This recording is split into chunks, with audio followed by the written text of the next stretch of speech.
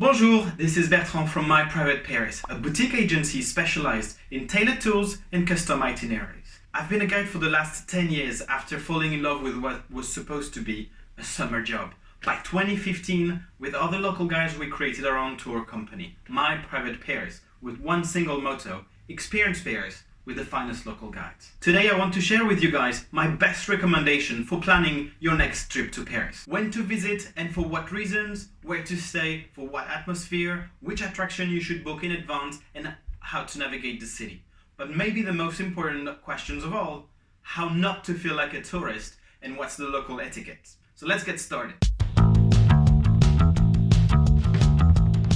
Alright, so when to visit Paris? We actually have the 4 seasons here, so you should plan accordingly depending what kind of atmosphere you would like to see. Paris in the spring, very good season. The flowers start to blossom, people start to go out in the terrace of the cafes, Versailles Garden or Giverny. These beautiful gardens, they reopen, so Paris in the spring is really great, especially if you like flowers and seeing a city living outdoors.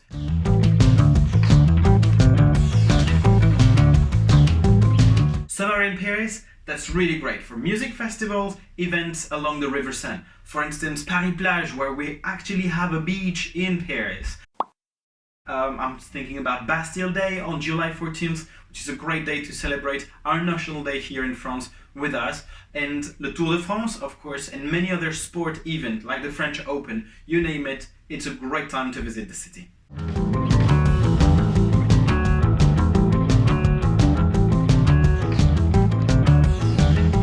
Paris in the fall is really great because people are coming back from vacation and it feels like a fresh start. Everybody's happy, put a smile on their face. It's also a great moment where new exhibition season is starting. You have a lot of shows that are getting started too. And I would say that's the perfect season to visit, especially for couples.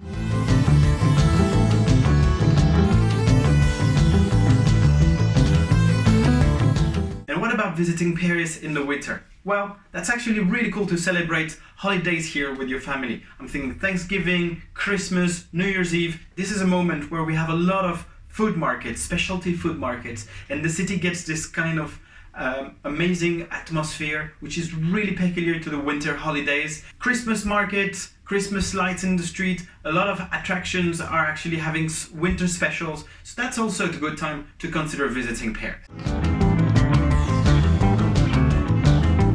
Then, where to stay in Paris? I would say it depends on the kind of atmosphere you're looking for. You will find great hotels around the Louvre. I'm thinking about the Hotel Regina or the Grand Hotel du Palais Royal. You'll find links in the comments below. It's really in the heart of Paris, around the Louvre, that you will find the most chic and elegant Paris. That's quite a convenient place to go all around the city in a very chic style. Another great district is in the area called Saint-Germain-des-Prés. Out there, you have beautiful places like Hôtel Récamier or Relais Christine. This is more boutique-style hotels in areas where you really experience the Paris cafe society with bars and restaurants and clubs open late. It's really in the heart of the Saint-Germain district that you will find this mood of Paris. You could also stay in Le Marais. This is more for foodie and trendy Paris. It's really where you have all these upcoming new scenes of pastry, gallery, art galleries, museum, designer shops, you name it. Le Marais is really where Paris is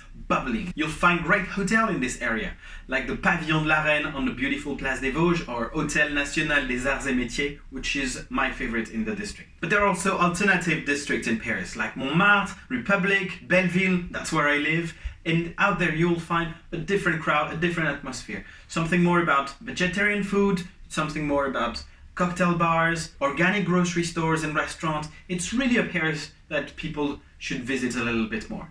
I'm thinking about 2 great hotels there, like the Hôtel Particulier, a truly secret hotel in the heart of Montmartre, where you would never think a place like this exists, or also the Hôtel Square Louvois, which is by the Grand Boulevard behind the Opera House, in this very dynamic neighborhood where locals and visitors mingle very well. For more info on where to stay in Paris, check out our free PDF guide on myprivateparis.com. You can download it here through the link. Tip number 3, attraction you guys really need to book in advance before traveling to Paris.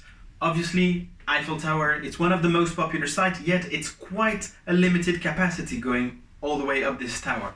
So tickets are available 60 days in advance. If you're planning your trip more than 60 days in advance, set an alarm on your calendar and book your tickets of the Eiffel Tower 2 months ahead. Otherwise, it will be very difficult to find a ticket to go all the way to the summit. I'm thinking also about the Palace of Versailles, which is located outside of Paris, but definitely you should not miss this place. 3 months before is when tickets start to be sold for guided tours. So if you want to have the best view of the Hall of Mirror and enjoy the fountain show at Versailles, 3 months is already a great time to book ahead. Another important place that you should book in advance as much as possible are the Paris catacombs. This underground cemetery where millions of Parisians are actually buried has a very limited capacity of 200 people at a time. So obviously, first come, first served. So you should book your tickets, and that's available 2 months in advance. Now, another question I have quite often is how to get around in Paris. You think Paris is a big city. It is in population, but the distances are actually quite short. So walking is always the best way to travel the city. It's the best way also to find things you were not expecting. And Paris is very rich with hidden treasures as well as very famous landmarks. We also have an underground train system you guys must have heard about. The métro, as we call it here, is a very cheap and efficient way to go all around the city. It's easy to use if you take it easy. For me, take it twice, and you know how to use it for your life. Private drivers app work here, Uber being the most famous. Just guys, make sure that the app has put you on the correct address. I've had many people with the American version of the app who were located not exactly where they were in Paris. So once you have this well set, it's perfect to use it here. And what about bikes and scooter? We have free bikes and scooter to use. It's actually a very convenient way because Paris, once again, is a very small city. Those systems, they work very well, but make sure you respect the rules because otherwise you'll get penalties. Et voilà, we reached the most important question. I promised you guys to tell you how not to feel like tourists in Paris.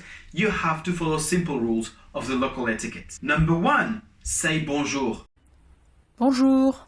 It will make you look much nicer for any local.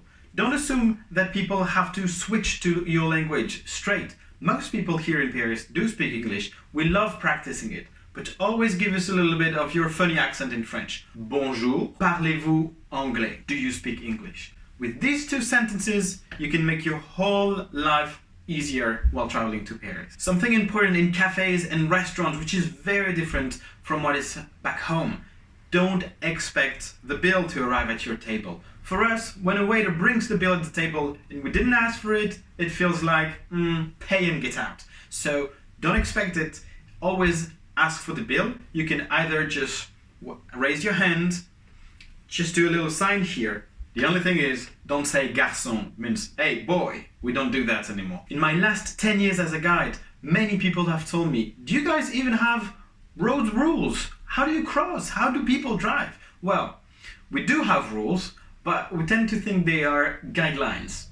Follow them, but when you want. The best way to cross a road, make sure that the driver have seen you. Another important etiquette rule is that here people refer to places not by the address, but by the arrondissement, neighborhood in which they are, or by the closest metro stop. For instance, I'll say, oh, I live in the 19th. You assume 19th arrondissement. Or, I'm going tonight have some drinks by Belleville. And so you assume the closest metro stop will be Belleville. And obviously the $1 million question. In Paris, do we tip or we don't tip?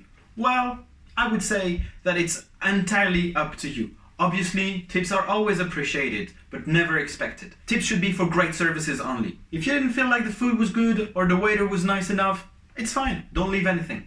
But if the guy was doing his job right and the food was great, well, giving a tip is also a way to say thank you. Anyway, you can find all these tips and more in our free PDF guide that you can download on myprivateparis.com or follow the link Voilà guys, now you know how to prepare your next trip to Paris. Thanks so much for watching guys. If you'd like to hear more secrets and tips about Paris, subscribe to our video here and we'll be sure to give you notification for the next one. Also, in the comments, tell us what you'd like to know. We'll cover that in future video. You can follow My Private Paris on Facebook, Instagram. We post great photos of Paris and amazing stories too. And remember to check our website, myprivateparis.com, to find more info about our tour and get an exclusive one-on-one planning session for free.